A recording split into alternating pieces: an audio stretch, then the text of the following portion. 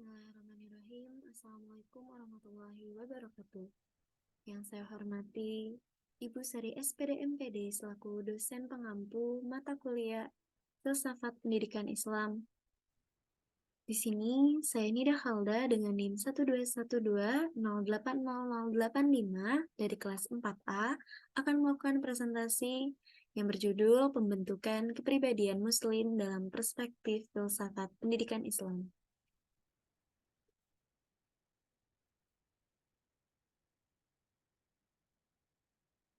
Adapun mengenai pembahasan yang akan dibahas, yaitu terdapat tujuan, latar belakang, metodologi penelitian, tinjauan pustaka, pembahasan, dan yang terakhir kesimpulan. Untuk tujuannya yaitu menjelaskan pengertian dari filsafat pendidikan Islam, menjelaskan arti dan makna kepribadian menurut pandangan filsuf Islam, mengetahui wujud implikasi pembentukan kepribadian Muslim terhadap pendidikan Islam, dan yang terakhir yaitu mengetahui karakteristik kepribadian Muslim. Adapun latar belakang yang akan saya bahas, yaitu orang Islam belum tentu berkepribadian Muslim. Kepribadian Muslim adalah seperti yang digambarkan oleh Rasulullah SAW kepada umatnya, yakni menjadi rahmat bagi seluruh alam.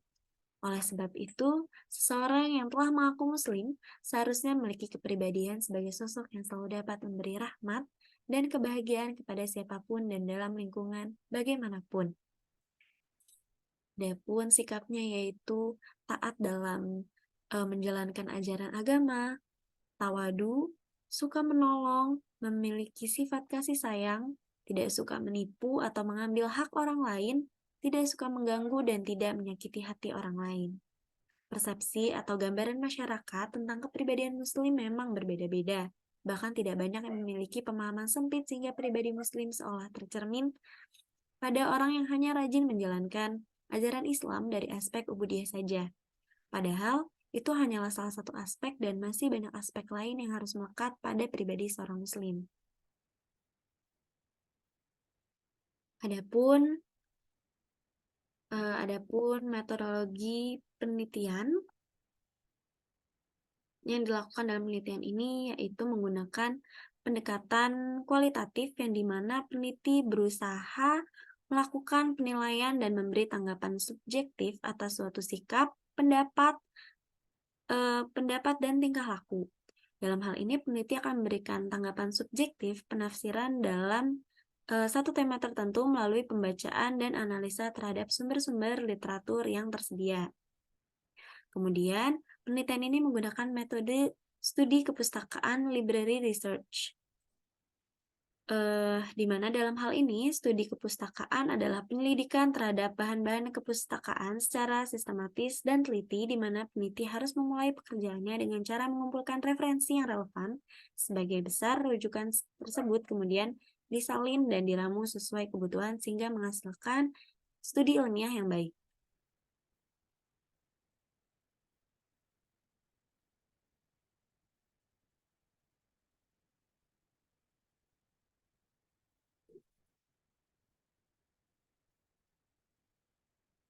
Adapun pada tinjauan pustaka, yaitu di mana menurut Zuhairini dan kawan-kawan, bahwa filsafat pendidikan Islam ini adalah studi tentang pandangan filosofis dari sistem dan aliran filsafat dalam Islam terhadap masalah-masalah pendidikan dan bagaimana pengaruhnya terhadap pertumbuhan dan pengembangan manusia Muslim dan umat Islam. Adapun kepribadian Islam adalah suatu konsep yang berkaitan dengan karakter dan sikap mental yang seharusnya dimiliki oleh seorang Muslim berdasarkan ajaran agama Islam. Yang dimana menurut cendekiawan Al-Farabi, kepribadian Islam mencakup kesadaran akan diri sendiri, pemahaman tentang kebenaran, pengembangan akhlak yang baik, dan penerapan keadilan dalam kehidupan bermasyarakat. Adapun menurut Ibnu Sina, dalam pandangannya kepribadian Islam melibatkan pencarian pengetahuan yang luas, kebijaksanaan, dan pemahaman yang mendalam tentang Tuhan.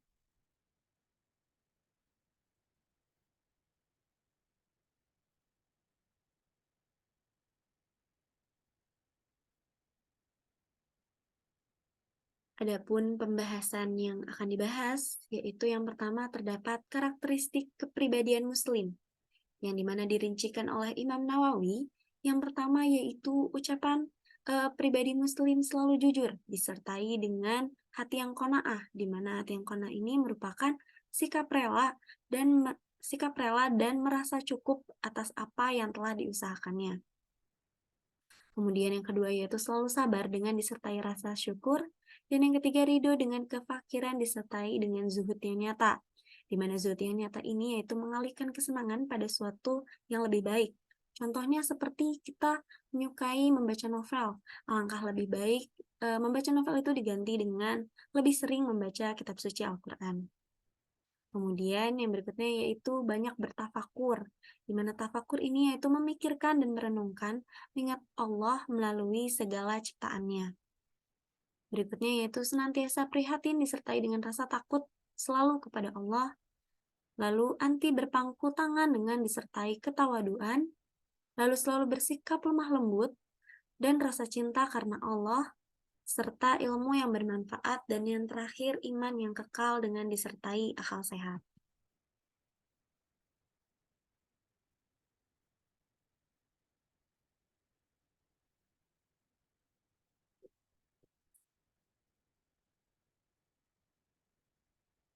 Pembahasan berikutnya yaitu tentang pembentukan kepribadian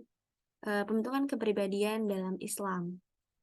Dalam Islam ini, al-ilmu yang harus ditaklim, ditarbiyah, dan ditakdibkan ke dalam kepribadian seorang muslim adalah al-nur, cahaya, kebenaran atau hidayah Allah. Agar al-nur, al-haq, atau al-huda tersebut tertanam dan bersemi dalam diri seorang muslim, sehingga terbentuk kepribadian islami, maka al-naf, qalb, akal, dan jasadnya harus terlebih dahulu ditazkiyah atau dibersihkan dan disucikan.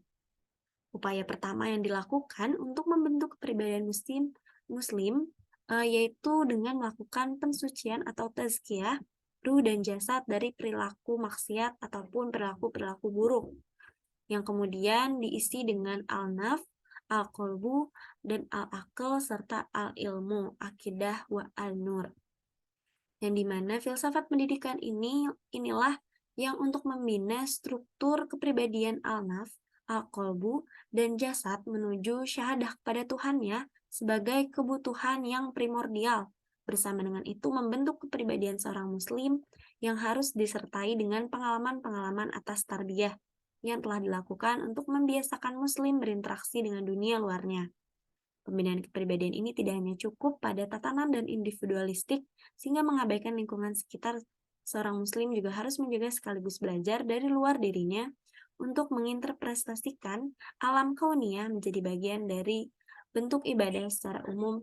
Salah satu yang harus dilakukan oleh seorang muslim untuk membangun kepribadian mukmin adalah dengan pembersihan hati, menjauhi dari segala bentuk maksiat, dan setelah itu konsisten dalam melaksanakan ritual ibadah yang dituntun dalam agama, sehingga dengan sendirinya akan memperbaiki hubungan dengan sesama.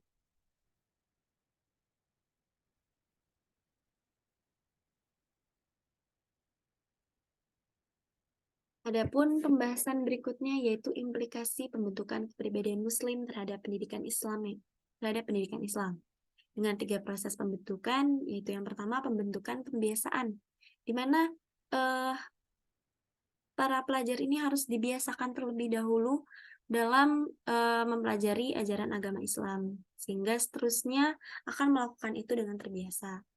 Yang kedua itu pembentukan pengertian, di mana para pelajar harus mengerti dulu makna kepribadian muslim.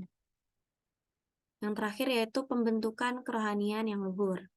Adapun Mukhalif mengatakan bahwa pendidikan Islam yang seharusnya yaitu menyelenggarakan pendidikan kimanan, pendidikan ilmiah, pendidikan amaliyah, pendidikan moral, dan pendidikan sosial untuk dapat membentuk kepribadian muslim yang menyeluruh sehingga terdapat balancing.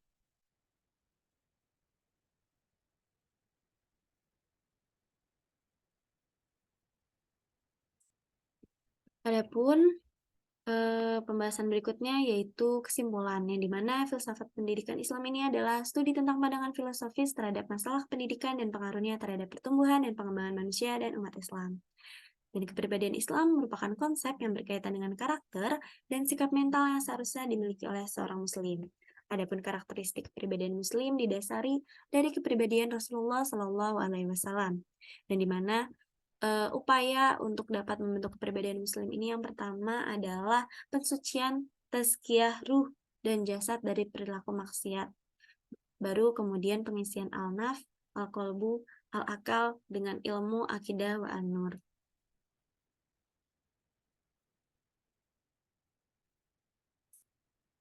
Berikutnya adalah daftar pustaka sebagai acuan referensi dari pembahasan kali ini. Baik, mungkin cukup sekian pemaparan materi dari saya. Kurang lebihnya mohon maaf. Sekian dan terima kasih. Wassalamualaikum warahmatullahi wabarakatuh.